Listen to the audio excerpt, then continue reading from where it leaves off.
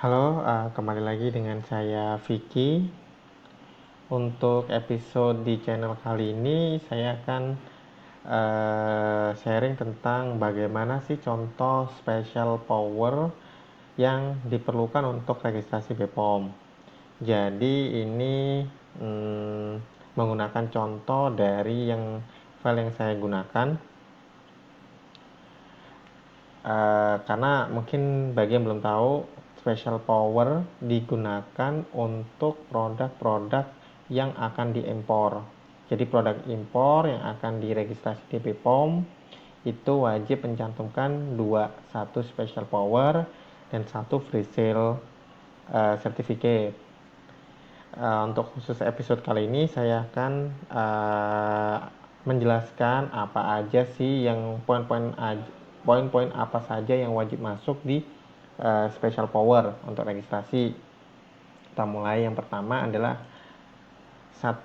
pertama adalah kop surat. Kop surat ini penting karena apa? Karena kalau tidak ada kop surat maka dianggap tidak official, tidak resmi. Makanya pastikan selalu dalam membuat special power harus mencantumkan kop surat. Itu yang pertama. Yang kedua adalah ini nama manufacturernya berikut nama importernya. Jadi pemberi kuasa atau produsen dan importernya ini harus lengkap dan jelas, nama pabriknya dan alamatnya dan di negara mana itu wajib. Jadi harus jelas informasinya, siapa nama produsennya yang memberi kuasa dan siapa nama importernya berikut lengkap dengan alamatnya. Itu yang kedua poinnya.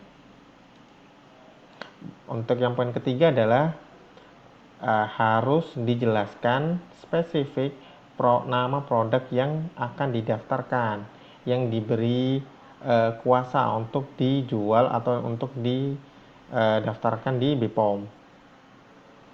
Itu yang ketiga.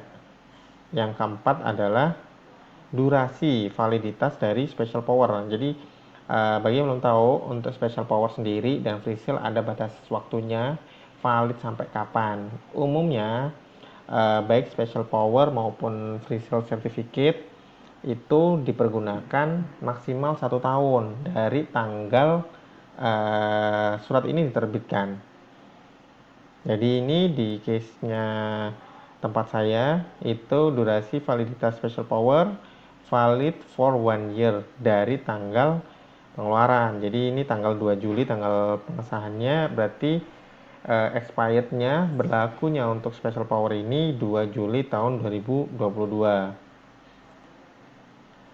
Yang kelima Yang kelima adalah nama PIC-nya yang bertanggung jawab untuk menerbitkan special power ini beserta stempel perusahaan dan tanda tangan. Namanya harus jelas, posisinya apa.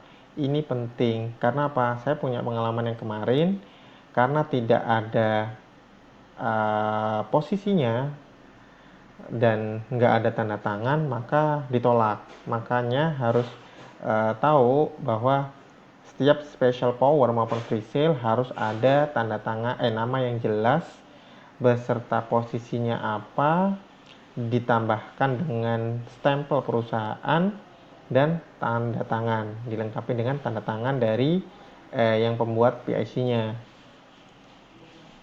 Yang keenam, yang ini juga penting, pengesahan dari kedubes. Jadi sebenarnya ada dua, bisa dari kedubes maupun Kadin, Kamar Dagang Industri di sana, atau pemerintahan lokal di sana. Tinggal pilih salah satu, nggak ada yang masalah. Yang penting ada tanda tangannya yang pemberi pengesah, berikut tanggalnya dan nama yang jelas. Kalau yang ini itu pengesahan dari kedubes. Di sini ada perwakilan Kementerian Luar Negeri Prancis. kapan? Tanggal pengesahannya 15 Juli 2021. Sedangkan yang untuk yang ini adalah pengesahan dari Kadin, Kamar Dagang Industri Lokal di Prancis. Ini bisa digantikan maupun kedubes atau pemerintah lokal di sana. Nggak ada masalah, semua masih diterima. Ini harus dilengkapi dengan tanda tangan, stamp, dan nama yang jelas yang memberi pengesahan. Jadi ini pilih salah satu, nggak harus dua-duanya. Nah, itu aja yang untuk apa saja poin-poin yang harus masuk di special power untuk registrasi BPOM. Mungkin saya ulang sedikit remind lagi. Yang pertama apa? Harus ada kop surat. Yang pertama. Kedua adalah pemberi kuasa atau produsen dan importirnya. Yang ketiga, nama produk yang akan didaftarkan. Oh ya, jadi ini bisa lebih dari satu atau satu, tergantung. Tapi biasanya kalau misalnya daftarnya satu-satu per item. Tapi kalau memang proses registrasinya untuk beberapa item bisa langsung dijadikan satu, nggak ada masalah. Yang keempat adalah durasi validitas dari special power ini harus ada kapan berlakunya, dan di BPOM maksimal 1 tahun. Jadi kalau selepas itu wajib memperbaharui dengan yang baru. Yang ke 1, 2, 3, 4, 5, yang kelima harus ada nama yang jelas atau PIC, person in charge, berikut posisinya sebagai apa, dan ditambahkan dengan tanda tangan, cap basah, dan stempel.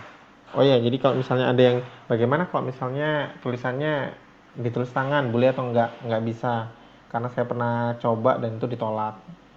Jadi lebih baik diketik, ditanda tangan cap basah, dan ada stempel. Yang terakhir adalah pengesahan dari kedubes atau kadin atau pemerintah lokal yang ada di sana. Ini harus lengkap, siapa yang pemberi kuasa, pengesahan, tanggalnya kapan, itu sama ada tanda tangan basah sama cap stamp dari masing-masing instansi terkait. Pilih salah satu boleh, dua-duanya lebih bagus, termasuk yang ini.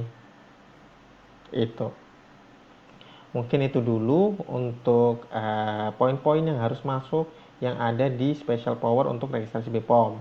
Untuk free sale, bagaimana poin-poin yang ada di free sale certificate, mungkin saya akan bahas di episode selanjutnya atau di video selanjutnya.